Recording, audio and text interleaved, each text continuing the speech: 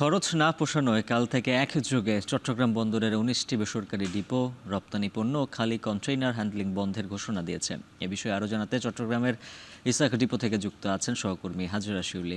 শিউলি জানাবেন, container handling বন্ধ হলে আমদানি রপ্তানি বাণিজ্যে কী ধরনের প্রভাব পড়বে?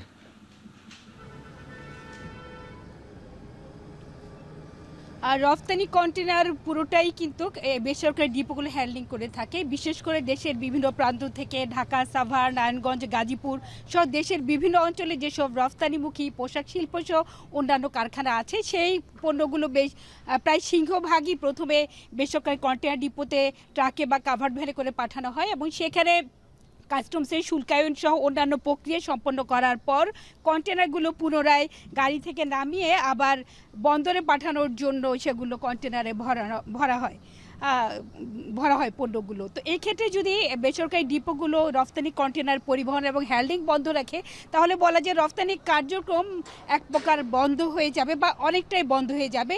শুধু যেসব রফতানি কন্টেনার আগেই বন্দরে পাঠানো হয়েছে সেগুলো হয়তো পাঠানো যাবে, এর বাইরে নতুন করে কোনো রফতানি কন্টেনার তারা হ্যান্ডলিং করবে না। এবং প্রতিদিন গড়ে প্রায় ২,৫০০ টিউএস রফতানি কন্টেনার বন্দরে পাঠানো হয় শিপমেন্টের জন্য।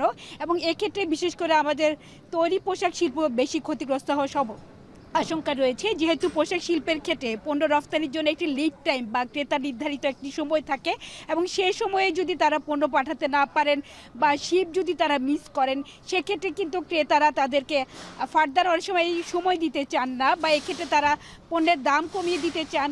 আবার ক্ষেত্র বিশেষে রফতানিকারক তার বায়ার ধরে রাখার জন্য তাকে এয়ার শিপমেন্টে বা বিমানে করে পণ্য পাঠাতে হয়। তো এর আসলে বহুমুখী প্রভাব আছে এবং বেসরকারি কন্টেনার ডিপো মালিকরা বলছেন ২০১৬ সালের পর তারা আর কোনো চার্জ বাড়াতে পারেন নাই এবং কিছুদিন আগে সেপ্টেম্বর মাসে তারা যে চার্জ বাড়িয়েছিলেন ৪০ থেকে ৪৫% করে, বিশেষ করে রফতানি কন্টেনার হ্যান্ডলিংয়ের ক্ষেত্রে এবং পরিবহনের ক্ষেত্রে, সেটিও তারা কার্যকর করতে পারছেন না। হাইকোর্টে ২টি রিট মামলা চলমান রয়েছে এবং সেখানে আপাতত তাদের উপর কোনো চার্জ না বাড়ানোর জন্য হাইকোর্টের সিদ্ধান্ত বা স্থগিতাদেশ রয়েছে। সে কারণে তারা তাদের খরচগুলি উঠতে পারছে না। তারা বলছেন যে তাদের বিনিয়োগ পরিচালনা ব্যয় অনেক বেড়েছে, কিন্তু তাদের আয়ের সাথে ব্যয় সামঞ্জস্য নেই। তাই তারা বাধ্য হয়েই তারা আগামীকাল থেকে একযোগে ডিপো মালিকরা এই সিদ্ধান্ত নিয়েছে এবং সেটা যদি কোনো সুরাহা না হয় তাহলে তারা হয়তো এই যে তাদের এক ধরনের রফতানি কন্টেনার পরিবহন হ্যান্ডলিং সেটি বন্ধ থাকবে।